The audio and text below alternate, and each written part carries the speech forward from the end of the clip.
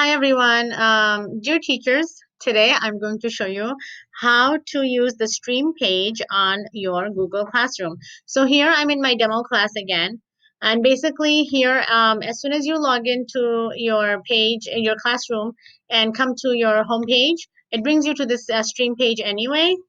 And I usually leave messages here for my students, so I'll say good morning, everyone. Come to class. I will see you soon. And I'll leave a message like that, and then I will just post it basically for them to see. And then they'll remember, oh, I have to come on. They'll get a notification and they'll remember.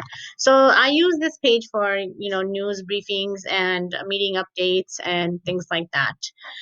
I hope that helped. And if you have any questions, you can also embed links in this stream page as well. So let me just show you how I do that. So if you want to say, students, please go to the following link.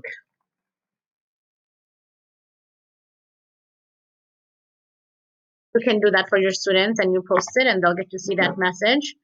So you can do various things on the stream page. You can utilize it however you like and make it appropriate for your needs. I hope that helped. I'll see you in my next video. Bye bye.